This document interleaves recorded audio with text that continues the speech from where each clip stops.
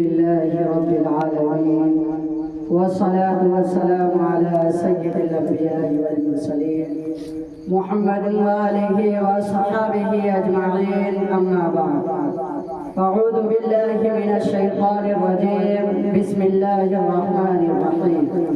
ولا تقولوا لمن يقتل في سبيل الله أموات بل أحياء ولكن لا تشعرون.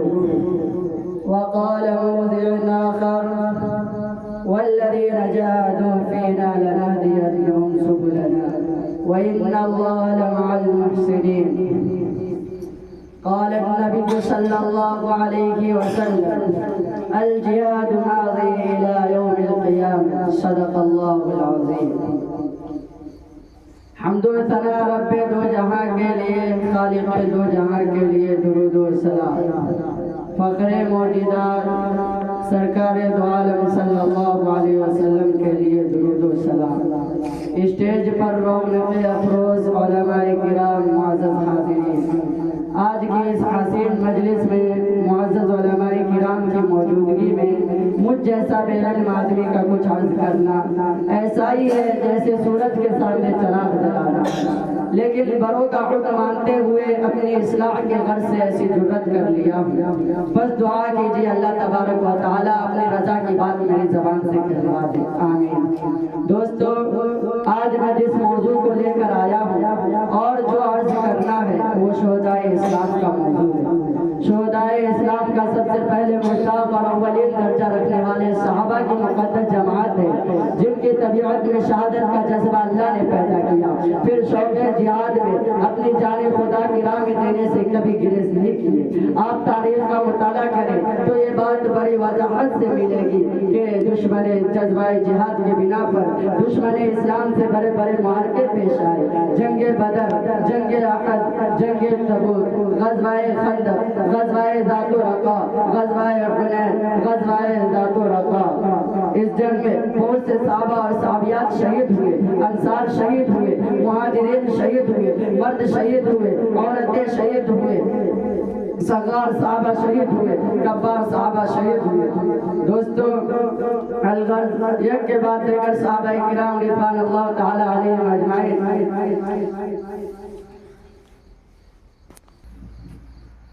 الغرض بہت سے صحابہ اور صحابیات شہید ہوئے. اب مجھے کہنے دیجئے، جذبہ جہاد نہ ہوتا تو کفر نہ مٹتا، ظلم و بربریت ختم نہ ہوتی، زندہ درگور کی جانے والی معصوم بچیوں کا مسئلہ حل نہ ہوتا، 313 بتوں سے نجات نہ ملتی، لا تعزی کی پرستش سے چھٹکارا نہ ملتا، لا الہ الا اللہ کا ڈنکا نہ بجتا، رسول کی رسالت کا چرچا نہ ہوتا، اسلام کا بول بالا نہ ہوتا، طواف کا حق نہ ملتا، مسجد نبی آباد نہ ہوتی، زمزم کا کنواں میسر نہ ہوتا، صفا و مروہ کی سعادت نہ ملتی، میدان عرفات کی مبارک گھڑی نہ ملتی. اب مجھے کہنے دیجئے، اسلام ہندوستان میں بھی نہ آتا. چنانچہ اسلام کے ابتدائی دور کا مطالعہ کیجئے، صحابہ کی زندگی کے حالات دیکھیے. جب ان کو گھر سے بے گھر کیا جا رہا تھا، وطن چھوڑنے پر مجبور کیا جا رہا تھا، مکہ سے مدینہ ہجرت کرنے پر مجبور کیا جا رہا تھا، ان کے باغات پر قبضہ کر لیا گیا تھا.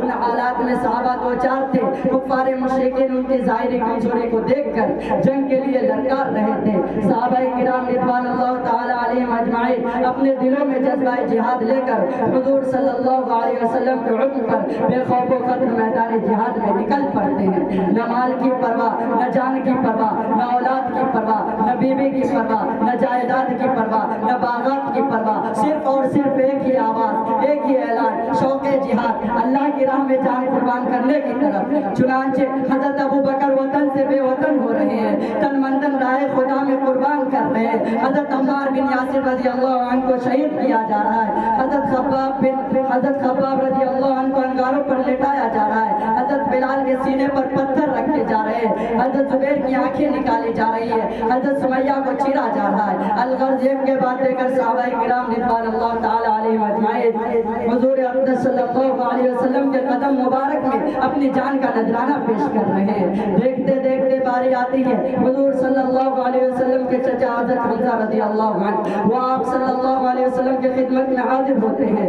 اور عرض کرتے ہیں کہ اے میرے بھتیجے، اب صبر کا پیمانہ لبریز ہو چکا ہے، اب قوت برداشت جواب دے چکی ہے، اس لیے مجھے اجازت دیجیے کہ میدان کارزار میں شریک جنگ ہو کر جام شہادت نوش کر لوں۔ حضور صلی اللہ علیہ وسلم فرماتے ہیں کہ چچا تھوڑا ٹھہر جاؤ۔ سیدنا حمزہ رضی اللہ عنہ عرض کرتے ہیں اے میرے بھتیجے آپ سب کو اجازت دے رہے ہیں، آخر مجھ کو اجازت کیوں نہیں دیں؟ حضور صلی اللہ علیہ وسلم فرماتے ہیں انتصلوا لأبی، آپ تو میرے ابو کی جگہ پر ہے، حتیٰ کہ آپ نے یہ کہا تھا کہ اے محمد جب تجھے تیرا ابو یاد آئے تو مجھے دیکھ لیا کر، کیونکہ تیرا اور میرے ابو کا چہرہ اللہ نے ایک سا بنایا ہے۔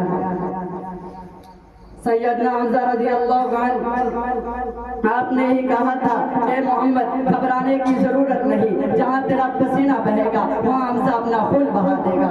الغرض سیدنا حمزہ رضی اللہ عنہ کے جذبے کو دیکھ کر، شوق کو دیکھ کر، خواہش کو دیکھ کر، آرزو کو دیکھ کر حضور صلی اللہ علیہ وسلم اجازت دے دیتے ہیں۔ سیدنا حمزہ رضی اللہ عنہ میدان کارزار میں نکل پڑتے ہیں اور جہاد شروع کرتے ہیں۔ کفار کے مقابلے کے لیے تیار ہو جاتے ہیں اور جہاد شروع کرتے ہیں۔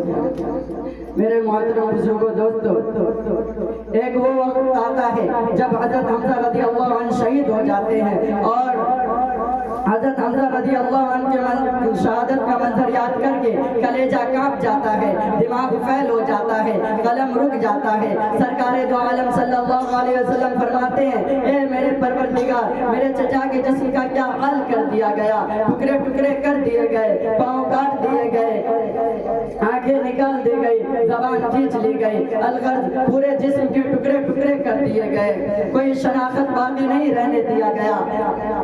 اسی دوران حضرت حمزہ کی بہن پہنچتی ہے جسے دیکھ کر حضور صلی اللہ علیہ وسلم بے چین ہو جاتے ہیں اور عرض کرتے بے چین ہو جاتے ہیں اور یہ کہنے لگتے ہیں کہ حضرت حمزہ کی حالت کو دیکھ کر یہ چیخ مارے گی، آنسو بہائے گی، ماتم کرے گی، نہ جانے حضرت حمزہ کی یاد میں کیا کیا کرے گی۔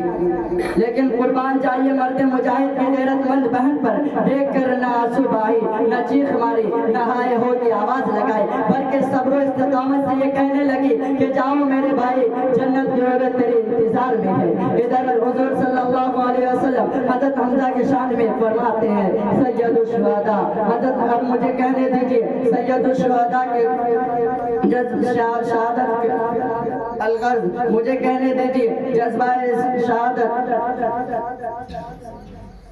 آخر دعوانا